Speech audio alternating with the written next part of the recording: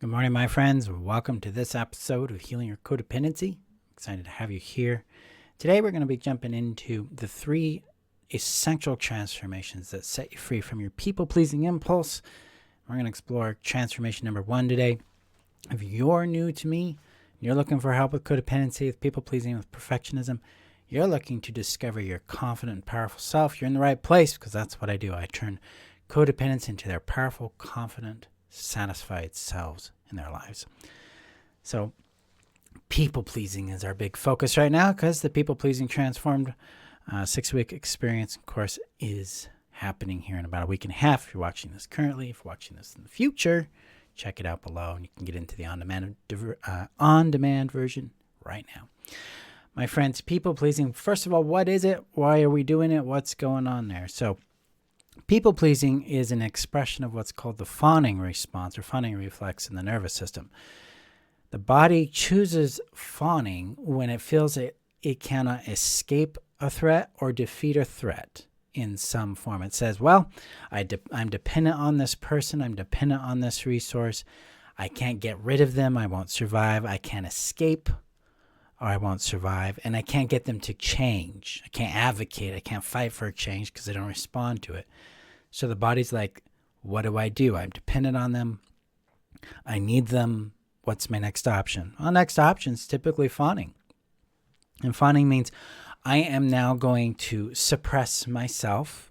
I'm going to set myself aside or even discard myself, kind of like empty myself, and then start to become what they want so that they'll keep me, so maybe they'll love me, so maybe they'll like me. Maybe I'll have some safety here, some belonging, some sense of worth here.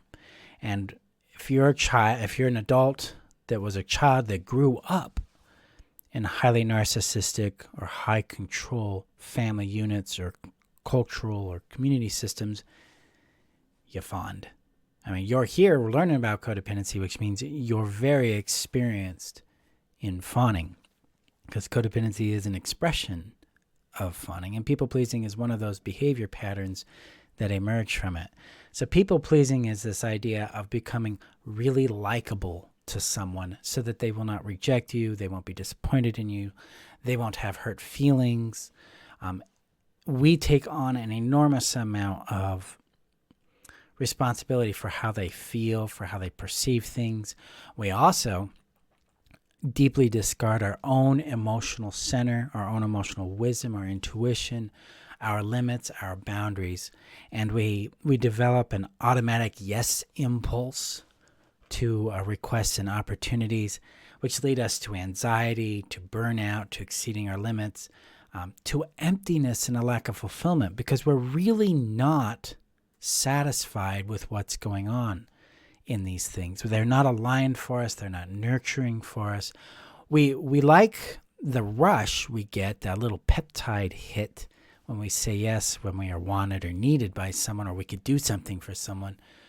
But internally, we also walk with an emptiness, kind of like an hot, arid desert in ourselves, because we're not properly nurtured. We're not actually being seen and valued and loved for who we are. And we are getting approval for what we do sometimes. And then on the flip side, we're living with a lot of anxiety, a lot of uncertainty. What happens if they reject me? What happens if I upset them? What happens if they don't like me? Because we're not, instinctively, we know we're not operating on a connection with someone. We're operating on a transaction with someone. So people-pleasing, you're riddled with anxiety, you're riddled with self-doubt, you're riddled with distrust, you're riddled with emptiness. It's a burnout experience for us. And it's not something to shame ourselves over. It's what we've had to do to survive, because it's the only option we knew how to do at the time. This is one of the more important pivots to make in all of your healing efforts, is to recognize that, oh, I'm doing what I had to survive. And then we can let ourselves off the hook a bit. We don't have to condemn this stuff, because it's not wrong, it's not bad. It's simply not aligned or functional for satisfaction, for peace, for success, for some surprise or excitement in your world. And my work here is to help guide you out of this survival strategy through the healing that connects you to your creatorship, so that you can go into the world and create relationships, friendships, experiences, and purpose in your life that leaves you satisfied, the way you feel at peace and at rest in yourself, where you can trust yourself, where you like yourself. And that all starts with understanding the three pivots that need to happen, especially when it comes to people-pleasing in our world. So people-pleasing acts a little different than, say, perfectionism or toxic accommodation or enabling or emerging, these other expressions of codependency in the fawn response. People-pleasing is really geared towards being the nice person, pleasing and placating other people's emotions, giving them what they want, regardless of what it costs us.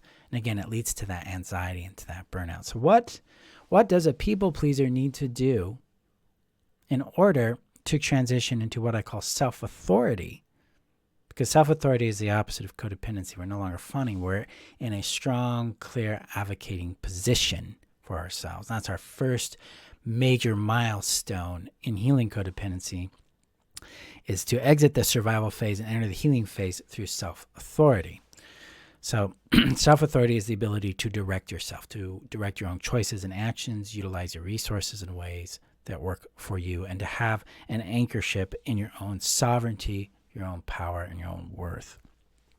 So in people-pleasing, there are three essential things that the individual needs to focus on. And today we're going to focus on thing number one, and that is called emotional sovereignty. See, in people-pleasing, we tend to blend ourselves with the emotional states of others. We take on their emotions, and then we take on the responsibility or the job of regulating those emotions so that they'll feel better, so that they'll like us, so that we will feel accepted, we'll feel safe enough to be connected to them. We'll feel worthy to be in their space.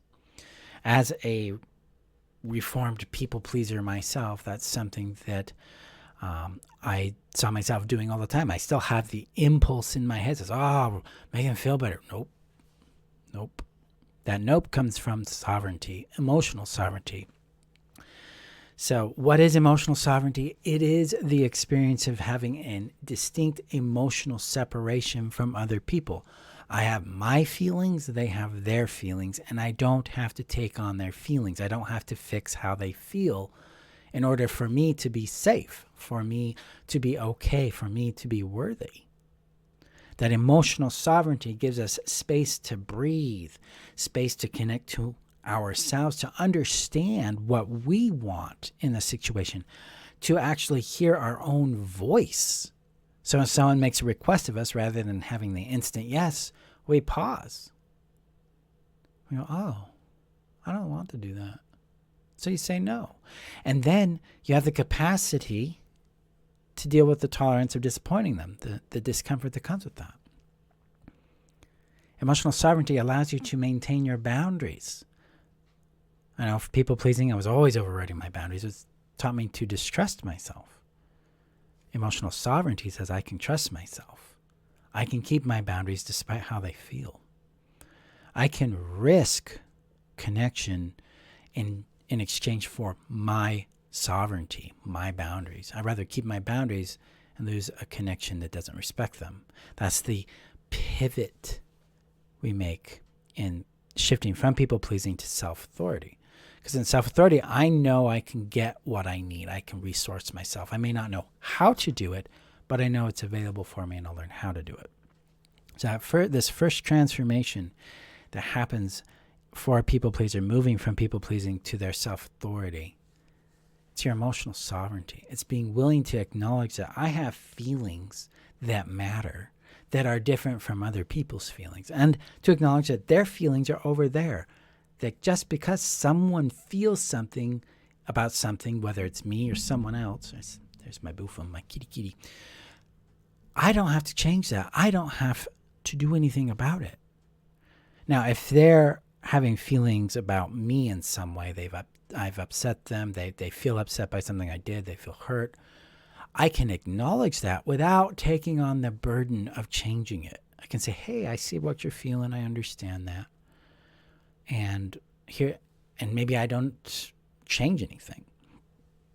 Maybe I'm like, I can change that if I want to.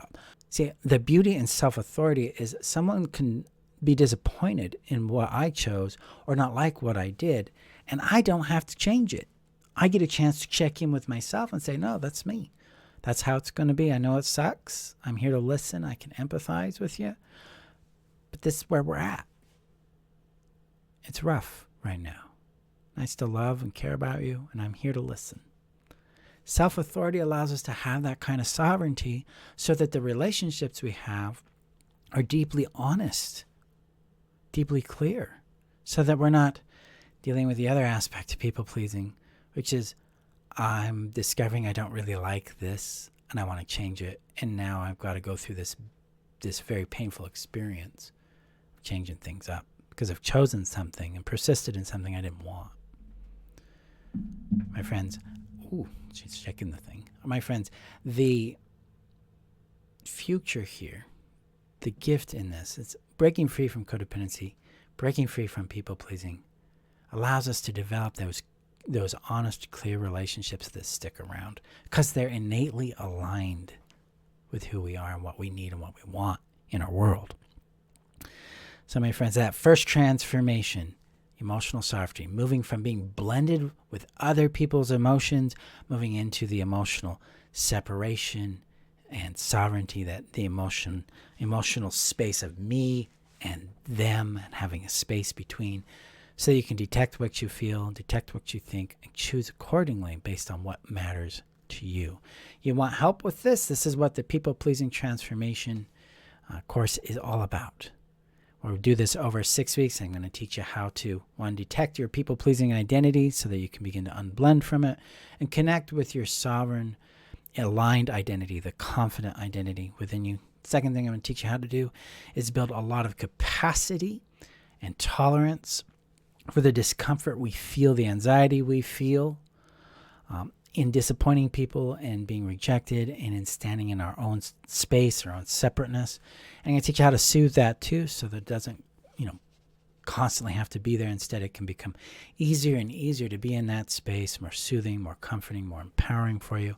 And the third thing I'm going to teach you how to do is unblend from other people's feelings, unblend your worth from them, unblend your power from them, and detect your own emotions, your own perspectives, your own voice in that space, so that you can have this sovereignty, so that you can have peace and freedom in your world, and then build what's aligned for you in your life. So we start January 26th at 3 p.m. Mountain Time. So that's Sunday.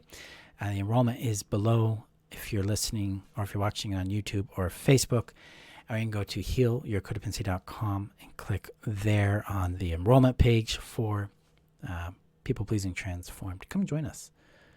Let's transform this for you. In our next episode, we're going to talk about the next transformation, which has everything to do with our worth and what that looks like, how that functions. So keep an eye out for that episode. Thank you again, my friends, for being here. If you're watching on YouTube, hit that subscribe button. If you listen via podcast, say hi there. And let me know your thoughts in the comments below. Okay? Go gently, and I'll see you soon. Bye-bye. Hey, thank you for listening to today's episode. Now, are you looking for additional guidance in how to exit your codependency and create a life that's satisfying for you? If so, come join me in my email community. You can do that by going to join.freetheself.com or checking the description below and clicking the link there to join that community.